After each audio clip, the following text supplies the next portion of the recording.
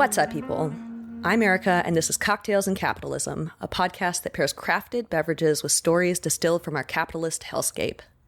In last week's episode, I outlined the appalling story of Chevron Texaco's crimes in Ecuador. The company dumped more than 16 billion gallons of toxic oil waste into the soil, streams, and rivers of the Ecuadorian Amazon rainforest, poisoning the ecosystem, the local farmers, and the indigenous inhabitants of the region. Today, we are going to continue this story by detailing Chevron's corporate prosecution of Stephen Donziger in retaliation for his work to represent the company's victims. Many are calling this the first corporate criminal prosecution in American history, as the case was led by a private corporate law firm with direct ties to Chevron. I'm thrilled to introduce our guest for today, Paul Miño. Paul is a fierce defender of human rights and the earth, and has been intimately involved in the struggle to hold Chevron accountable for its crimes in Ecuador. He's been the Associate Director of Amazon Watch for 15 years, and they are an organization whose mission is to protect the rainforest and our climate in solidarity with indigenous peoples. He is also the Colombia Country Specialist with Amnesty International USA. Welcome to the show, Paul. How are you? I'm great. Thanks for having me. So happy to have you on the show. I was very nervous about trying to tell the second part of the story because it is complicated. It's hard for people to kind of understand. It was hard for me to keep track of all the different cases involved. So thank you so much for being willing to do this. Yeah, of course. And that's kind of by design, right? That Chevron wants to make it complicated. So we have to do our best to try to explain that to people so they really see what's going on here. Yeah, absolutely. So Paul, you had a chance to read through my first episode about Chevron Texaco in Ecuador. Was there anything that I missed that should really be emphasized in that story? Well, it could be, a 50-part series really to get into everything that happened. So There's no way to not miss something. But I do think one thing that's hard for people to grasp is how much Chevron tried to derail the case in Ecuador, how many different ways and for years. I mean, the level of tricks that they played, the attacks on the judges, the ads that they took out, the threats and intimidation, working with the Ecuadorian military. I mean, the sting operations that they tried, they sent these former convicted drug traffickers in to try to catch one of the judges saying that Chevron was guilty before he'd ruled. They went in with a secret hidden camera, right? And Diego Borja was involved and Wayne Hansen. Those are the two people involved. They went in with a secret camera inside their shirt, and they pretended to be contractors that were going to be looking to get hired to clean up, right? So they were pretending like, hey, we heard there's going to be business on the horizon. We want to know what you think about this Chevron case, hoping to catch the judge saying, oh, I'm going to find them guilty outside of the court, right? Wow. And they did this for close to an hour, and the judge was polite. He kept listening to what they were saying, and he wouldn't do it. Finally, he's like, I need to get out of here. This is going on forever. So he's literally walking out the door. Like, he has the door open and he's trying to be polite, but you can see he's like, I've had enough of this. Yeah. And the guy is like, well, I mean, this is going to be easy, right? Chevron's guilty. And as he's leaving, he's like, sí, senor, and he leaves. And they're like, aha, he said they were guilty as he was leaving. And then they got that judge taken off the case because of that. And that's I've never heard that part. That's just one. There are so many things like that. Like, they filed 40 motions within a day to try to stop the process. And they did this successfully for years. And while they're doing it, the Ecuadorians are running out of money. People are being intimidated. People are literally getting sick and dying. And that's why the case took decades. At this point, obviously, they're still fighting. But just that part in Ecuador took so long because Chevron did everything it could to prevent the case from reaching a conclusion. So, I mean, like I said, there's no way to catch all of it. But if people read and learn more about what's going on, they will find more and more outrageous things that Chevron did in this case that are shocking. And, I can't remember if you talked about the leaked video. You did talk about the leaked videos, the leaked right? video. Yeah. Another outrageous chapter that, one of the things about that is that those videos were verified by Chevron because they were submitted as evidence in the RICO case, and Kaplan refused to permit them. But by submitting them, Chevron's lawyers saw them at Gibson Dunn, and they demanded their return. They said, this is Chevron's property. You have to give it back to us. And of course, we didn't have to, and we didn't. But that just proved that was real. They were legit. Yeah. Oh my God. And those tapes were sent from a Chevron insider directly to Amazon Watch where you were working, right? Yeah, they said we're sent to our DC office, and it just had a note saying, I hope this helps in your case against Texaco, a friend from Chevron. And love it. The other thing about that was so frustrating is that when they first came out, we did an exclusive with Vice, which was great. Vice News was fantastic, and they've written a lot of good articles about this case and done videos. But I was working for weeks with a journalist from one of the 3 major networks in the U.S., and there was a whole big spread that was going to be posted to the front page of their website the day of the appeal hearing of the RICO trial. And after the trial, I went back to the hotel and I called. Actually, I was in the office of Al Jazeera, and I called. I said, "Where's the article? It's not up." And the guy said, off the record, which is why I'm not going to tell you which agency it was because he's still working there. He said, "There's a smear campaign against you, and my editor killed the story. We've been working on it for weeks." And it was a story about those tapes. And I said to the guy, it's not, you don't have to take our word for it. Like, these are Chevron's videos. They've been authenticated as such in court. And your editor won't let you tell that story because it was coming from us. Oh my God. And that was just one little snippet of how much pressure Chevron has put on the press, and it continues to this day. In fact, there's a major newspaper that was supposed to run a story 2 weeks ago, or the day of Donziger's freedom. Congressman McGovern and 9 other members of Congress wrote to Joe Biden and asked him to pardon Stephen just the way Amnesty has in others. There's a paper that had an exclusive on that.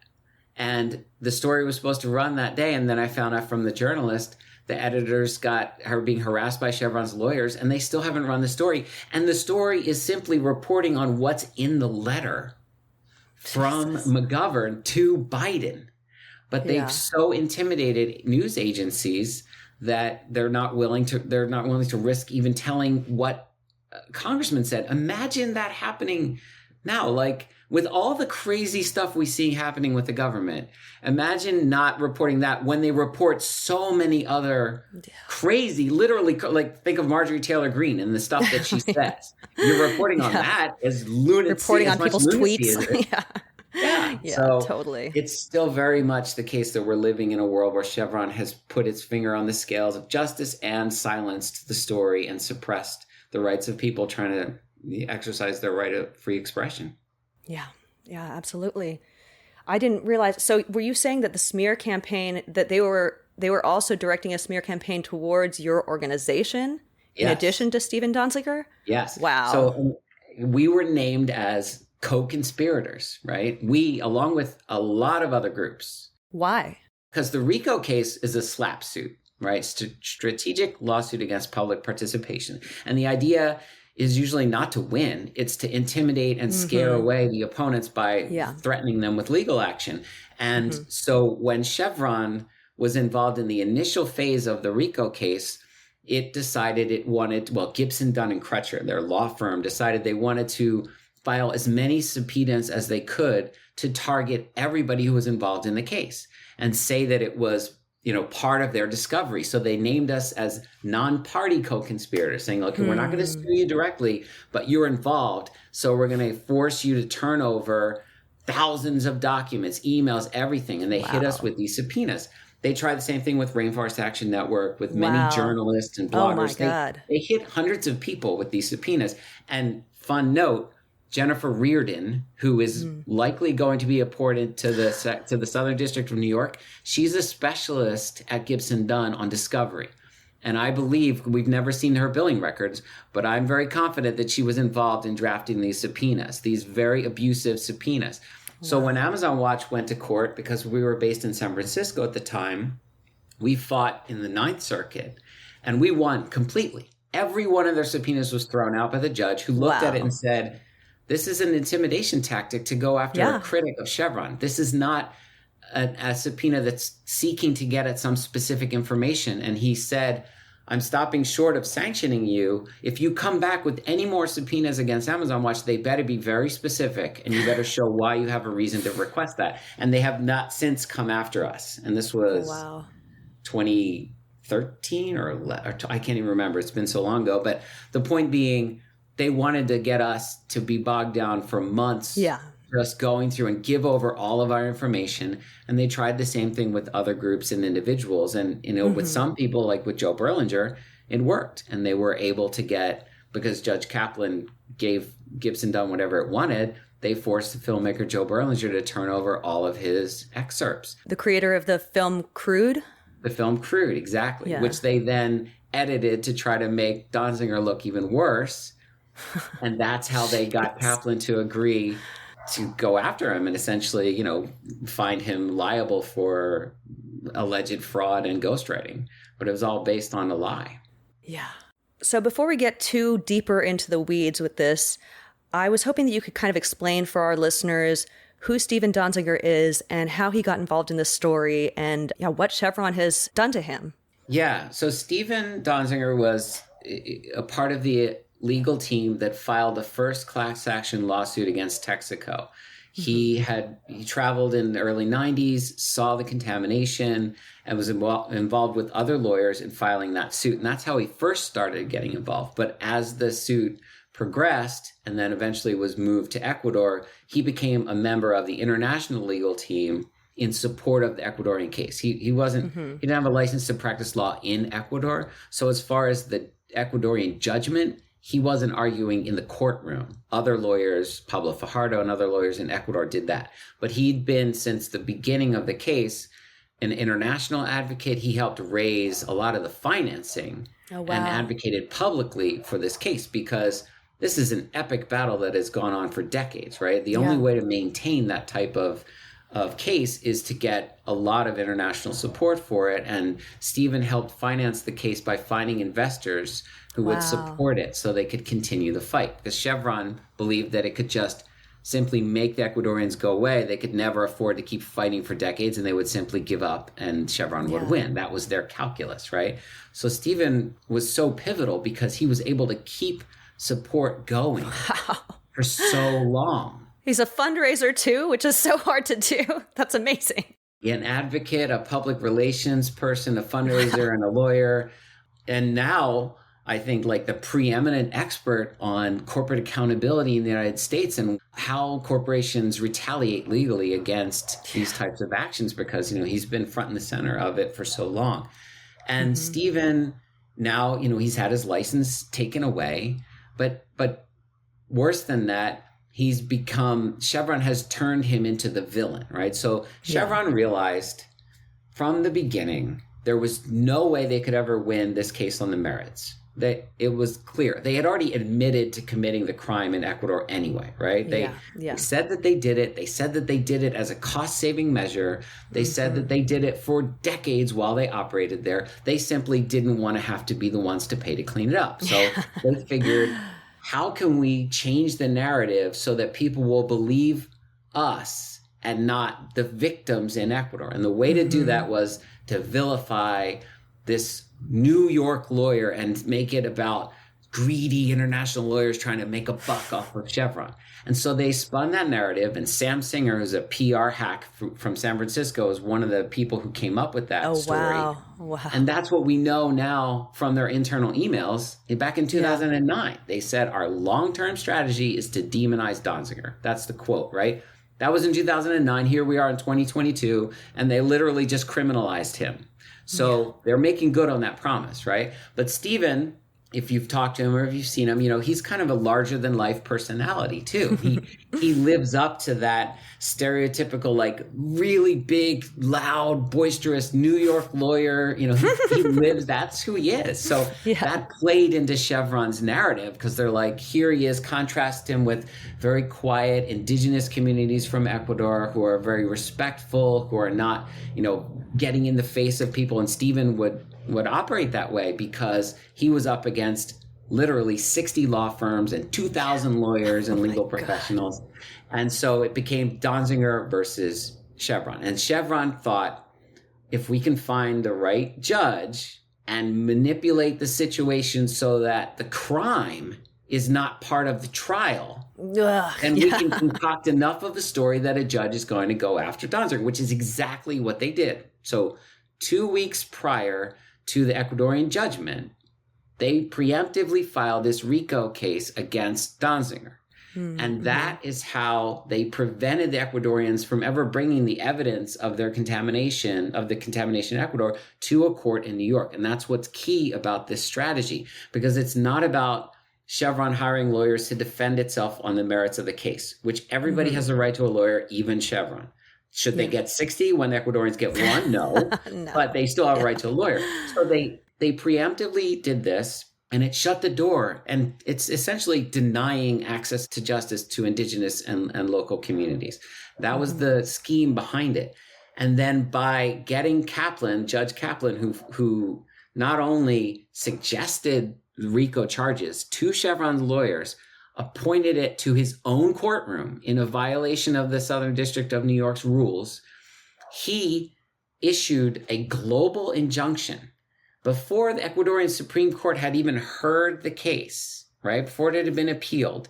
He tried to tell every judge in the world, you can't respect the Ecuadorian judgment, which is absurd on its face, right? Because of course he doesn't have the authority to tell any judge anywhere outside the United States what to do. But that just shows you he was willing to play that card early on. This is how biased I am. Nobody should reject. He didn't read the Ecuadorian judgment. It hadn't gone through the appeal system there. But Kaplan was letting everybody know, I'm biased towards Chevron. And that's what played out in real life. That injunction was struck down by the Second Circuit because it was obvious overreach.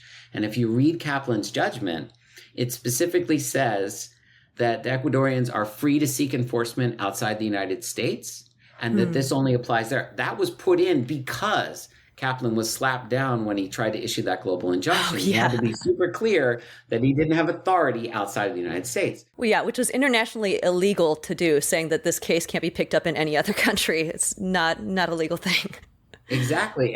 But they knew also that eventually the Ecuadorians would do what they did, which is go to other countries to seek enforcement, right? Mm-hmm. But the point of this whole thing is that the proper process would have been appeal the decision in Ecuador, appeal it to whatever level of court it goes, and it went all the way to the Constitutional Court. So there's the Appeals Court, the Supreme Court, and the Constitutional Court. Then once that is settled, defend based on that wherever the Ecuadorians seek to enforce it. So it would have been appropriate for the Ecuadorians to then take their judgment after 2013, when it was affirmed by the Supreme Court, to the United States, to the Ninth Circuit where Chevron is headquartered, and demand that they pay. And that would have meant that a judge looked at the Ecuadorian judgment and the evidence. And that's the last thing that Chevron wanted, because they knew it's irrefutable evidence it would lose. So by doing this with the RICO case, they provided a blueprint for corporations to avoid fighting based on their actual practices and come up with other ways to silence and suppress and prevent their opponents from enforcing it. And it's called the kill step. Gibson Dunn even names it. Wow. Oh my God. Oh, that blows my mind.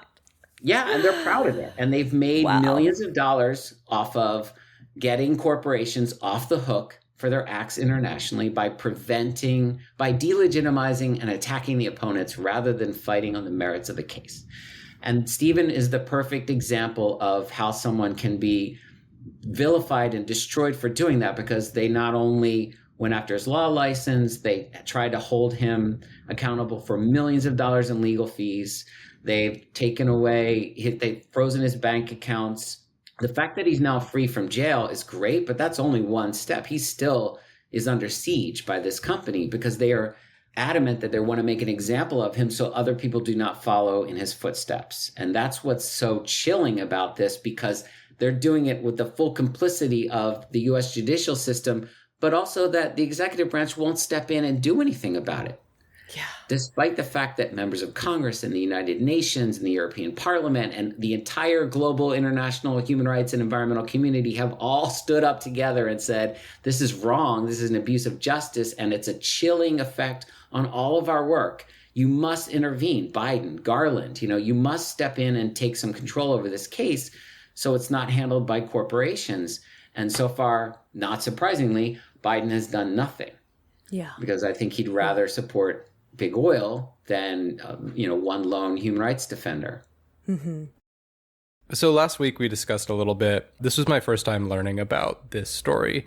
So I brought up some frustrations that there was this landmark victory in an environmental case against an international corporation, and the case was like a resounding victory, and then it seemed like nothing really came of it. They didn't pay any of or a tiny fraction of the reparations they were supposed to. So it's a frustrating outcome to have this victory kind of taken away. I can see this from the biggest environmental case in history. Yeah. And I can see, in 20, 30, 50 years looking back and either viewing this case as like the groundbreaking event that kind of led to the long-term victory of environmental justice over international corporations, or I could also seeing it be the kind of last gasp of environmental justice trying to stand up to these corporations. So the question is, what determines which outcome we see, and what can people do to try and push things in the right direction? Yeah, well, ironically, it's thanks to Chevron's attacks that we're talking about it now, right? And that you learned about it when you just did, right? Yeah. Because this was a huge case and has been for so long, but you're hearing about it now because of what they've done to Stephen. And that is essentially where the hope lies, that this case has now gone back to being the case that's too big to fail, which I believe that it always was, for the exact reasons that you talked about. Like, if a corporation can get away with such a deliberate, heinous crime that it admits to doing in the most ecologically sensitive part of the planet and never is forced to pay a dime to actually clean it up, then it's telling the rest of those companies, you can get away with murder. Yeah. And if we don't keep pushing to hold them to account, that will be the precedent. And I do think that ultimately we will hold them to account. But during the process, not only are a lot of people suffering and dying, but we're actually seeing kind of the anatomy of the corporate response, right? And we're learning how to protect against it and where we really are vulnerable, which is essentially, when it comes to the US law, it's with firms like Gibson Dunn, who are allowed to employ these tactics to circumvent the truth of what happened and hit people with other charges that are bogus because they have the money to file them, right? So the RICO case in and of itself, that strategy needs to be exposed. And other organizations are learning from that. And, mostly it's defense. We have a group called Protect the Protest. It's a task force of NGOs that have come together to help each other when they're slapped. A lot of that came about because of the Chevron case, because of Energy Transfer Partners going after Greenpeace.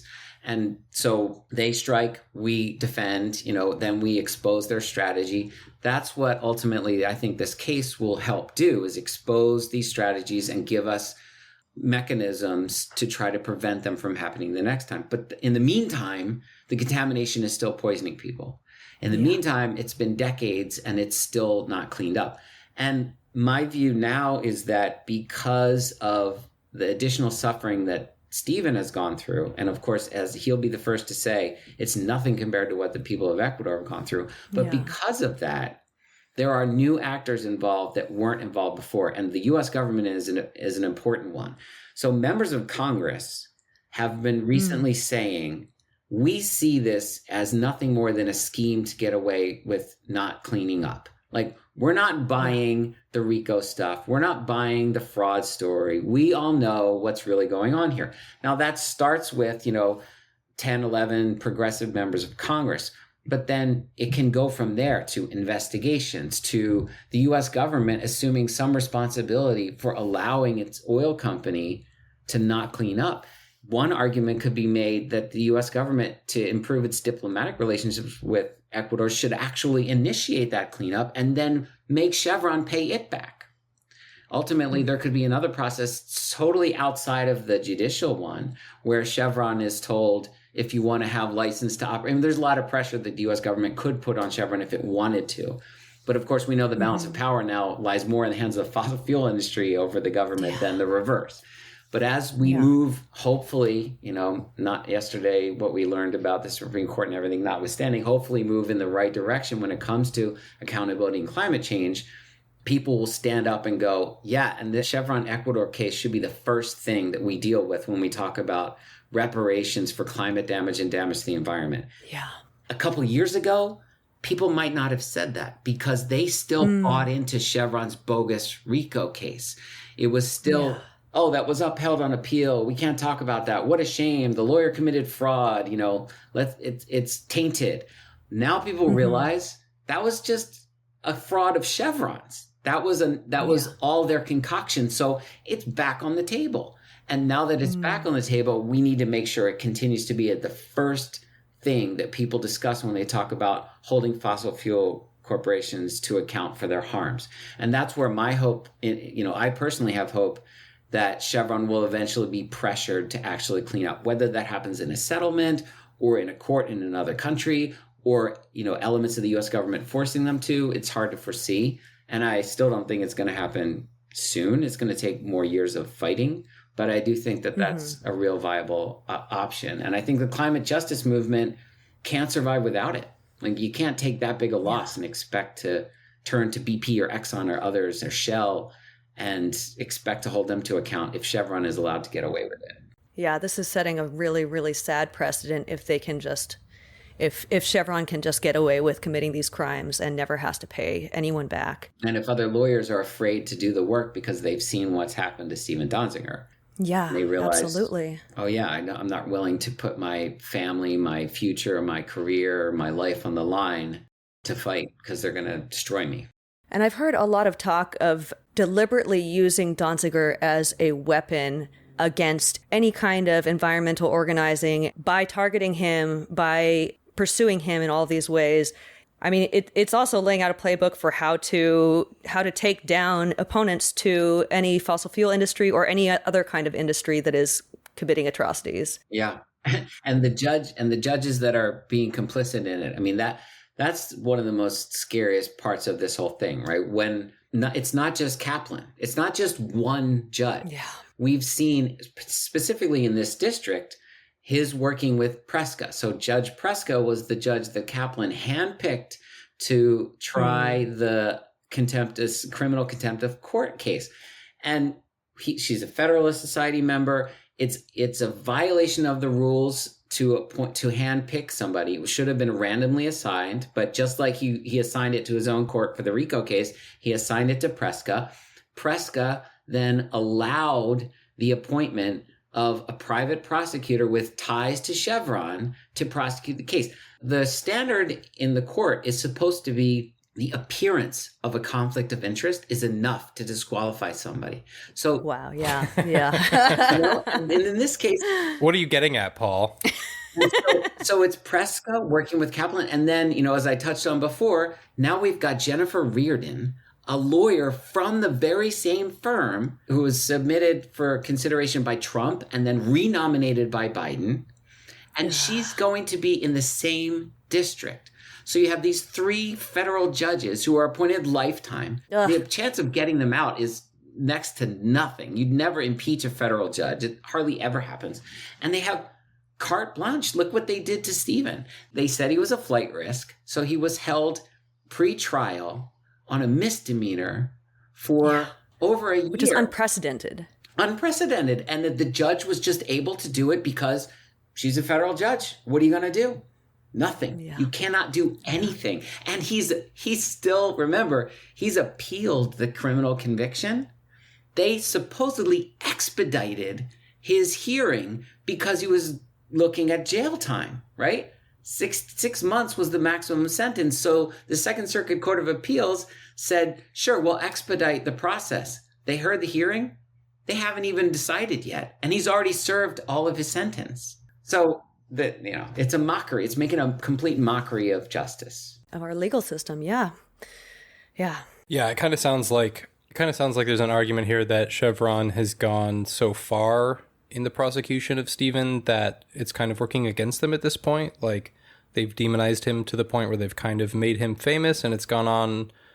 It's like a little bit too ludicrous, a little bit too heavy-handed, that it's kind of becoming obvious to more people that... A little bit. Yeah.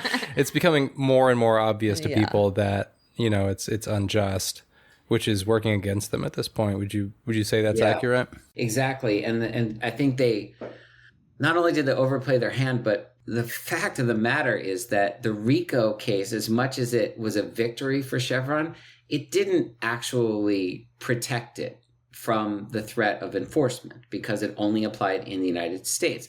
And when Stephen, working with other lawyers, started to pursue enforcement elsewhere, like in Canada, that risk was elevated. And so their theory must have been, how do we prevent that from happening? If Donziger is left on his own and no one will work with him, then he's less likely to be able to pursue enforcement and work with Ecuadorians. So they started trying to get his information so they could see who was supporting him. And when they found people, they would then bring them in to be deposed. And if you were looking to, if Stephen says, hey, look, we want to start an enforcement action in Australia, for example, and he's looking to supporters and they find out who that is, they say, well, this is a RICO case that Donziger has lost. He's a fraudster. You can't work. If you work with him, you could be violating the judgment, the RICO judgment, and then you could be liable. So we want to depose you. What are you going to do? Are you going to continue supporting him? Or are you going to go, yeah, I can't risk my livelihood by supporting this case. And now I've got lawyers calling me day and night, threatening me. So I'm out, which is what they hoped they could do, which is why they kept going after him, even after they had their really powerful RICO victory. And that's where, as we're saying, they kind of went too far. They went beyond the pale, and now it's backfired. And that's allowing people to get not only reinformed about the case, but hopefully more people supporting it. And that gives life to the hope of enforcement outside the United States. So Chevron overplayed its hand, and now it's actually flat out lying about what happened in the Amazon because it's trying to go back to this whole thing is a scam. Even though they've already admitted and you know, this is all documented that they've committed these crimes. Wow. The CEO, Worth, he said to shareholders at their shareholder meeting, there's no scientific evidence of contamination there. And if there were, they wouldn't have had to make a fraudulent case in order to try to get us. And that's what Representative Rashida Tlaib asked him when the CEOs of oil execs were brought to testify before the House Oversight Committee last October. She questioned him about Chevron's operations globally, about all the money that it owes to communities it's harmed, about, and you know, she said, like, you can't arrest all of us. You may have Donziger going to jail, but we're going to keep fighting. But then she sent follow-up questions. And in those questions, she asked him not only about the bribe, but why did he tell shareholders there was no contamination if his company had already admitted that it contaminated? So what's the truth? He hasn't responded to any of those questions yet. He's just ignored Congress. Wow. So do you see a path forward for the victims of Chevron's pollution? Do you think, you know, in light of the growing public awareness of this case, do you think that there is going to be a shift towards holding Chevron accountable? Yeah, I do. Absolutely. And you know, part of it is because of what Stephen has gone through and the renewed understanding of what's really going on in this case. You know, there's people who are involved now, not even because of the Ecuadorian judgment, but because of the judicial abuse in the United States. And there's lawyers, not even necessarily activist lawyers, but other lawyers who are looking at the precedent going, yeah, I don't want to be, you know, prosecuted by a private firm because the judge holds me in contempt when I'm appealing an order, right? So the group of people involved in this case has expanded quite a bit. The 68 Nobel Prize winners that wrote a letter on behalf of Stephen, they're not all Peace Prize winners. They're Nobel Prize winners. So chemistry, all kinds of fields. This is no longer just like, you know, the environmental justice community harping about a case of harm against indigenous people. It's reached more of the mainstream. I say that with the exception of the mainstream media, right? Because the corporate media, as we've talked about, is still mostly silent about this, which is why so many people don't know about it. But as far as seeking enforcement and ultimate justice and cleanup, there's no, as long as the Ecuadorians are willing to fight and have international support, of which now they have more than they've had in a very long time, there's no end to this where Chevron doesn't ultimately have to pay. Whether it's the day Chevron is dismantled and all of its assets are divided up again to give it to the people that it's harmed, because one day Chevron will not exist. The fossil fuel industry is going to disappear, and there's no reformation. This is not a company that should be allowed to transition to green energy, not that it would anyway. This is a criminal enterprise that needs to be held to account. So eventually, those assets will be given to the people that it's harmed. I would like to think this case will be resolved before that. And it's I believe that it could be. But one way or another, Chevron would be forced to clean up what it did. Unfortunately, many more Ecuadorians may die in the meantime, and over 1,000 have already died. And this is a generational fight. So it's a tragedy. Now, if somebody comes in who has the wealth and decides to pay to clean it up in the meantime and then go after Chevron, hey, Jeff Bezos or Elon Musk, maybe you want to do some good with the billions of dollars that you have instead of creating. Buying Twitter. Right.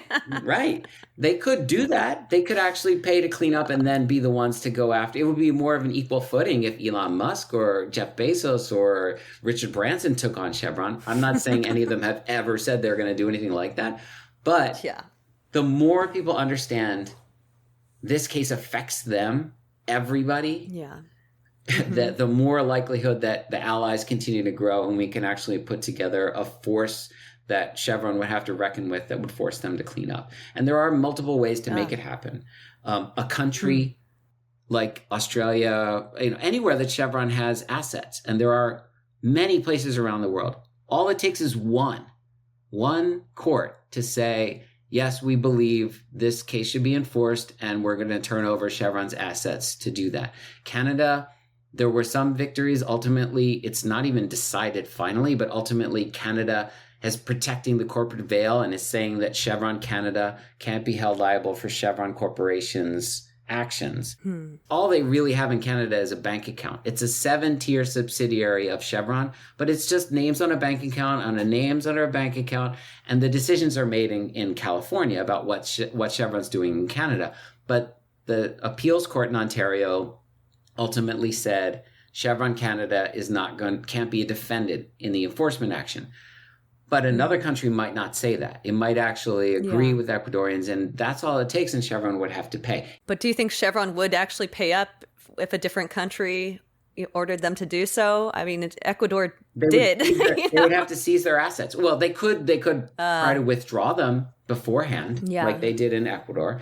But hopefully what would happen is, as the case, and this is the way so much of this works, right? When they read the writing on the wall, then they start to make contingency plans. So if Chevron saw an enforcement action in another country was doomed to failure, they would start picking up the phone and talking about how to get out of this. And that's why this RICO case is so important, and understanding what happened is so important, because up to now, they've been able to walk into any court in the world and say, a U.S. judge found this was a fraud and it was upheld by the Second Circuit Court of Appeals, and other judges, while technically don't have to listen to U.S. law, they are intimidated by that, of course, and they are swayed by that. But now that this case has been exposed as such a fraud and such a just deliberate attack on Donziger based on bribed witness and false evidence, that is a much less deadly weapon that Chevron can wield internationally to try to prevent enforcement. So the more people know about it, and the more people know about and the more members of Congress and others who speak up about how this is just a fraud of Chevron's, the more likely it is that the Ecuadorians can actually find justice elsewhere and enforce that judgment. Absolutely. Sidebar, oh sidebar, come on down to the sidebar. We're gonna make drinks and talk shit about capitalism.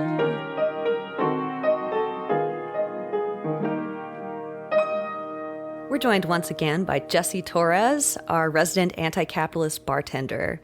And I'm really excited about this drink today. It's called the Class Action Cocktail. Jesse, how you doing? Very well. How are you? I'm doing great. I'm doing better now I'm seeing you, and we haven't gotten to do this in a while, so I'm stoked. I know it's been a while, but it's great to be back, and I love being here. Awesome. Well, tell us a little bit about this drink.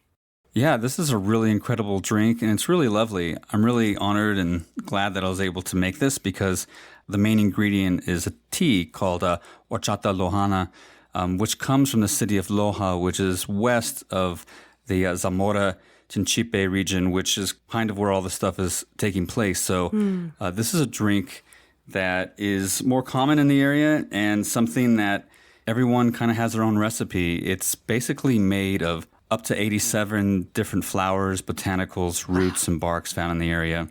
So depending on what's growing or what's growing in someone's garden, it's something that's going to be going into that drink.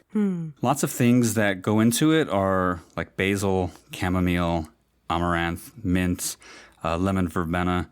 And it's just fresh plants and herbs that can be dried, but a lot of times are made fresh. You can find this in certain stores that carry South American products in the U.S., or you can also make your own. So I would suggest trying to find it, or if you can't, try using your favorite herbal tea and throwing in some of these ingredients as well. It usually comes out looking purplish, and that's because of things like the amaranth. But, depending on what you put in, the color varies. Is there a lot of cinnamon, like in horchata? Well, so that's something very interesting. So in the U.S., we're probably more familiar with the Mexican version of horchata, which is a non-dairy drink, but it's made from rice, but has that creaminess. And it also is spiced with cinnamon. That has its roots from Spain. Oh, but even there, it's different. The word horchata comes from an old Latin word for barley. And so in Spain, you'll find horchata still made with barley. But, when it got to Mexico, they replaced it with rice. And then even in Ecuador and in other parts, it's not even made with any of that. It's got a whole different meaning. Oh, wow. So, interesting. Yeah, it's kind of misleading, but it's got a really rich and diverse history. I'm pretty sure that the name horchata was given it by the Spaniards for a drink that the indigenous people had been making for much longer than that. I see. Yeah, but something that's really fantastic, and despite the name, something that's pretty common. So the base of the drink is the tea. You're going to want to brew the tea and then filter out the botanicals. You can serve it hot if you like. I know that's kind of common in the Western world is to serve tea hot, but you can also serve this cold or at room temperature. Most likely going to find it kind of at room temperature in Ecuador. But either way, if you want to have it chilled, brew it ahead of time and then chill it like in the refrigerator. And when you're ready to drink it, it'll already be nice and chilled. Nice. So this drink is perfect for making non-alcoholic or alcoholic. If you don't imbibe, just sweeten the tea as it is. And then they sweeten it with something called Panela, which is a raw sugar.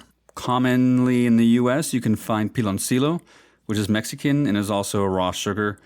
But any kind of sugar you have also works. They also kind of drink it on the sweet side, kind of like me. I like my things a little bit sweeter. So, whatever works for you, you can sweeten as much as you like. And then you can also add either lemon or lime juice, something to give it a little bit of acidity and zip. Very nice. If you do want to go the boozy route, I'd recommend using Aguardiente, which is a spirit commonly found in Mexico, Central America, and South America.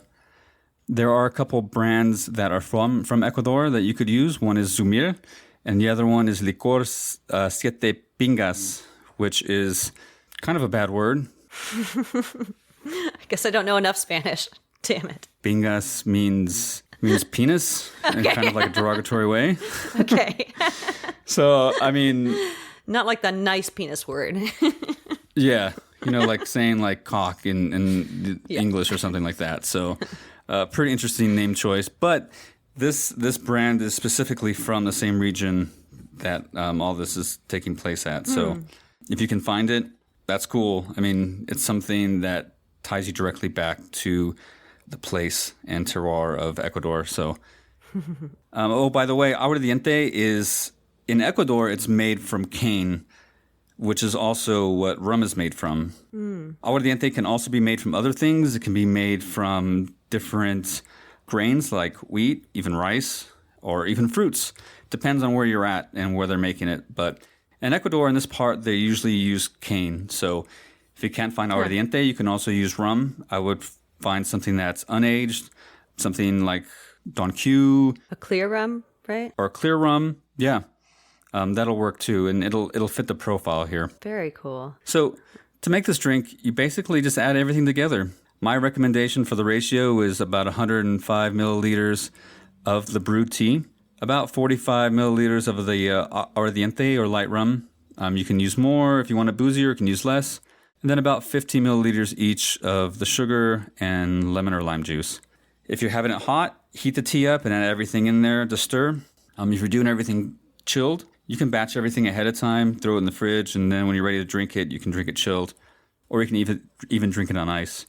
It's a pretty flexible and like easygoing drink. It's really delicious because, you have this strongly brewed tea that has all these beautiful botanicals and flowers and everything in it. And the aguardiente is a little bit neutral. So it doesn't add a whole lot of spirit flavor to it, but it does give you, the boozy aspect to it. And it's also just a beautiful color. So I think this is a great way to honor the people because this is something that they're drinking already and something that is not too common here in the U.S. And I think that if you want to go out of your way to try and make this, it's something that I think you really be rewarded for. That's awesome. Yeah, I definitely agree. It's such a delicious drink, and I love that so many of the ingredients are so tied to the place that the story is based in. Like, you did a fantastic job of, again, pulling all the pieces together in ways that make so much sense for the episode. And to really honor the people and the place and even the ecosystem of Ecuador where a lot of these ingredients would be found. So yeah, and I think that's really important is because, and I feel that same way about the way that, we should be eating and drinking. And I feel like, we could take definite clues from indigenous peoples who are living and eating and drinking things directly from where they're at and what they're farming and what's growing there. This is a drink that's made with things that are in season and things that are being harvested from their own gardens and from the wild and from the forest. So, it's really a drink about place, and it changes depending on where you are and what little microclimate or whatever is so cool. Growing around you directly. Yeah. So, you could do that too. If you wanted to instead make a tea that is based on ingredients found wherever you're living, I think that's super cool. I mean, go and forage or use stuff that's grown in your own garden. And I think that's probably maybe the best way to kind of honor this and try something new. Totally. Oh, I love that. I mean, making it kind of your own and making it like local and more sustainable in that it is local. I love that so much. That's so perfect, Jesse. I think this is a simple and delightful drink that, where less is more. It's all about making a wonderful tea and then, just adjusting it so that it has a good sweetness, has a little bit of booze in it, and it's just something that's really enjoyable. Tang. Yeah, a little tang. Yeah, and if it's, hot out, chill it like some good iced tea. Or if it's colder, you want something in the evening to maybe, help put you to bed, warm it up and have something nice to sip on. That sounds delightful. Well, thank you so much, Jesse. This is another really beautiful, special drink, and I'm going to be enjoying it over and over and over in the coming years. John and I both loved it, so great fucking job. Well, it's great being here and love making drinks for y'all, so I hope y'all enjoy it out there. Oh, you're the best, Jesse. Thank you so much. See you next time. Thank you. Talk to y'all soon.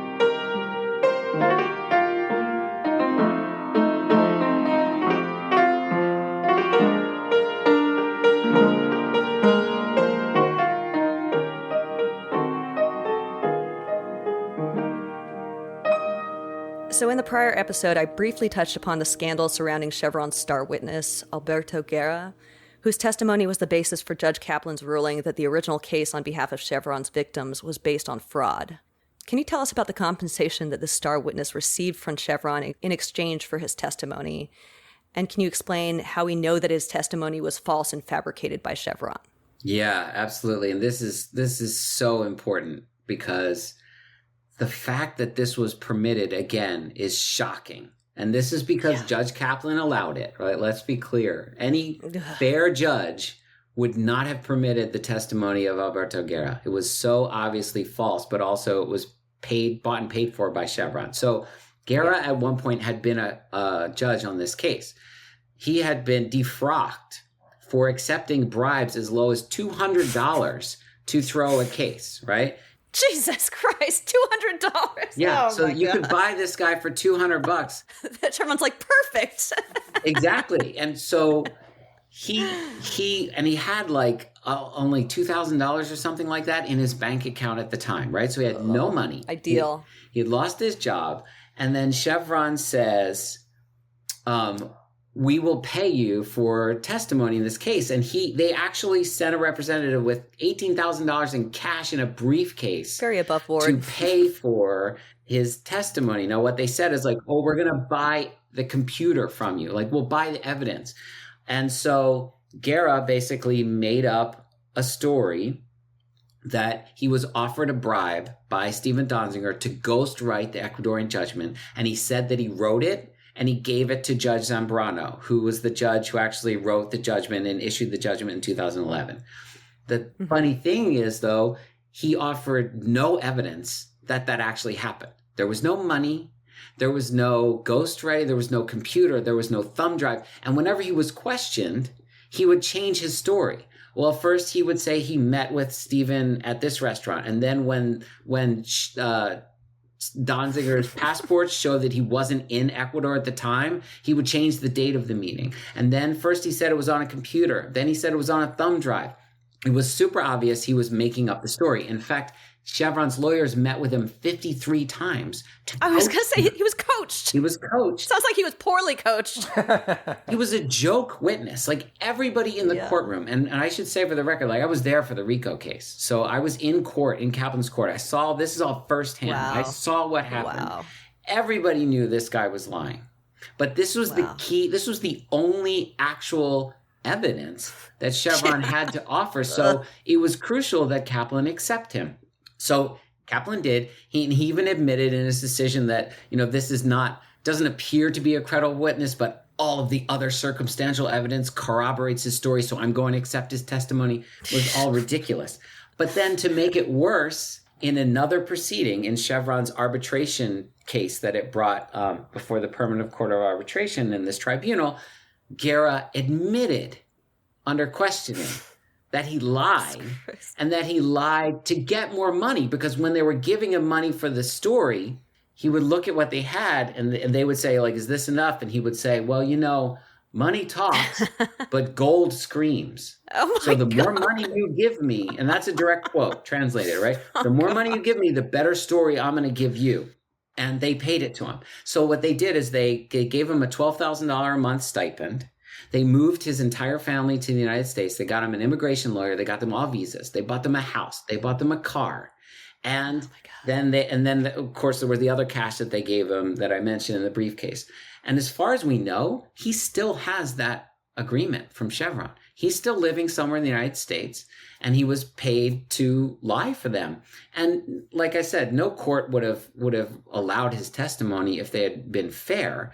And if Guerra ever has to take the stand in some other country, in some enforcement action, for example, I'm sure Chevron's going to have a nightmare, because of course he'll admit the same thing, that he was given money to testify. And he's such a babbling idiot in so many ways that the whole thing would fall apart. That's the last thing Chevron wants to see happen. So Guerra is critical to this story. And Zoe Littlepage, who was one of the lawyers who tried the RICO case, who defended Donziger, has a great video I'll send you the link to, where she runs through the various stories that Guerra told and how he changed them real time on the stand. Oh, God. This is why you got to spring for the good judge, Yeah, that's right. And no jury. Like, Donziger's never seen a jury. That is crazy for a lawyer to be put through the ringer like that. We were just talking about this today. Like, that must be the most frustrating Kafka-esque situation, to be like, I work on human rights abuses. That's my job. And I am the subject of these human rights abuses now. Yeah. It's crazy. It's terrifying. It really is. And, Stephen is super understanding of the fact, as I mentioned before, right? What he's gone through is nothing compared to what the Ecuadorian people have gone through. But on the other hand, nobody's gone through what he has gone through before. This has not happened to anybody before. And so it is really important that he stand up and say, everyone should pay attention to my case, not because of who I am or that I'm suffering, but because this is a terrible precedent for all the rest of you. And we have to fight back against it, or they will do it again and again, which is why the New York Times should be writing about this, and 60 Minutes should do a follow-up story. And, but of course, Ted Boutros of Gibson, Dunn and Crutcher is a lawyer for the New York Times and CNN. God, And so when they start to write the story, it miraculously goes away. Yeah. Which has happened. The New York Times reporter was working on this story for months. Went to the editors to start. It was going to be in the New York Times Magazine. They killed the story. And this was like a year ago now. Yeah. And then the New York Times was literally, only blocks away from Stephen's house, but refused to report on this case for years, right? They were just completely ignoring it. They wrote one story the day Stephen was convicted. That's it. Wow. Yeah, it's amazing. It's absolutely amazing. Which brings me to fossil fuel money in corporate media. Yeah. I'm very worried that this story has been so suppressed because of all of the connections to the fossil fuel industry, all of the ad money that gets paid for by the fossil fuel industry. Do you think that the story can break through that wall? Yeah. The key is, in my view, what's beginning to happen now, right? Now that Stephen Donziger is free from jail and house arrest, attention is turning back to the people of Ecuador, which has always been the number one issue. But people were not hopping on a plane to go down and see the contamination any longer because that story has been covered for years, right? And now it was considered dead because of the RICO case, but it's been revitalized. So when artists and activists and members of Congress and other officials get on a plane and go see the contamination and then report back, and that's covered in the international press, people will start to learn and go, wait, what? There's still 16 billion gallons of toxic waste that Chevron dumps sitting there poisoning people? Why has no one ever been forced to clean that up? Yeah. And when they talk about what really happened, when the eyes are on the actual evidence of the contamination, then there will be a renewed effort to get justice for the people of Ecuador, because the conversation is not about fraud and bribery and ghostwriting, and the Ecuadorian judgment doesn't even have to be a part of the conversation for someone to tell the story about, hey, this contamination is still there in Ecuador, and I don't know, Miley Cyrus or just pick your artist, like whoever. Mark Ruffalo just went to sea with some of the Avengers. Imagine that. There's no way that's not going to get covered in the press because got to get Mark. We got to get Mark on board. Exactly. Well, he's been a supporter. And awesome. I don't think it's out of the realm of possibility that he and others who are working with him, who are, the artists that really genuinely care about these issues, go down and do that. And I want to see that happen soon. I want to see more and more delegations happening to Ecuador. And Amazon Watch will be supporting that however we can, and we'll be there with them if they want to go. Any of whom are listening to the show, hit me up. Oh, Mark's a big fan. Yes. I bet he is. It's kind of been uplifting to see the smaller news outlets and the independent media people just kind of jump on the story and run with it because they know how important it is when no one else will cover it. None of the big news agencies. Some really amazing podcasts. Oh, yeah. Really great podcasts. Yeah. That's right. It's true. That's how people are finding out about it. It's Democracy Now! And The Intercept and podcasts, and Amy Westervelt, who does drills. She's awesome. So, that's how people are learning about it. And I think it's going to take that before it breaks back into the mainstream. Can we quote you on comparing us to Democracy Now!, Paul? Of course. So you've been at Amazon Watch for 15 years already, and you've been involved in this case with Chevron and Texaco and Ecuador for that long, right? For that full 15 years? Wow. Yeah. And Amazon Watch since 2001. Wow. Can you talk a little bit about the connection of your organization to this whole story and kind of the role that they've played in the story? Yeah, of course. So Amazon Watch, our work is done in partnership and solidarity with indigenous communities. So and we've been around for 26 years now. When Chevron was planning to acquire Texaco, we went to the shareholder meeting and brought evidence of Texaco's contamination and argued that the board should not merge because they were going to be buying this massive liability in Ecuadorian Amazon. Were you personally there arguing? No, but our executive director, Leila Salazar Lopez, she was there. Ah, she actually began work with Amazon Watch as our Chevron Texaco campaigner. In fact, he said to Amazon Watch, I want Amazon Watch to have a campaign on Chevron. And so they said, great, you're hired. She started doing that. And so we would bring investors down. We would bring other people down to see the contamination and to meet the people affected, and then come back and pressure Chevron to, at that point, not merge with Texaco, but then after that, settle the case. And we immediately became a target of Chevron's because of our work. So we would help bring indigenous allies to confront shareholders face to face and the CEO at their shareholder meeting and tell them about what they were going through. How powerful.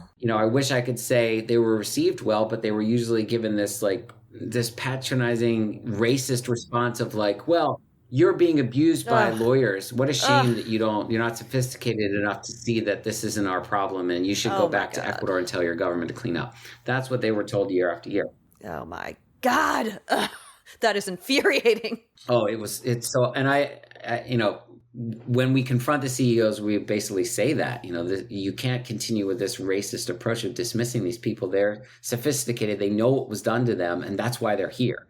Yeah. But, totally. It's an easy way for these CEOs to dismiss them. Yeah. Amazon Watch has continued working with the affected communities in many different ways. And we not only are trying to prevent new oil drilling, but UDAPT, which is the organization that represents the communities affected by Texaco, Chevron, is still working on cases against its own government and Petroecuador, the Ecuadorian oil company that is still flaring, that is still causing contamination.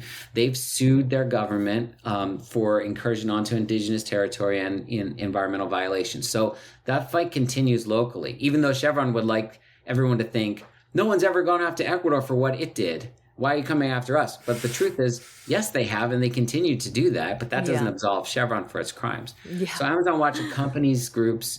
We provide resources, funding, accompaniment, training in some cases, and our role is to lift up the voices of the people affected and allow them to have the space to tell their truth and advocate for a change. And sometimes that means pushing banks to stop investing in extraction in the Amazon, which continues today.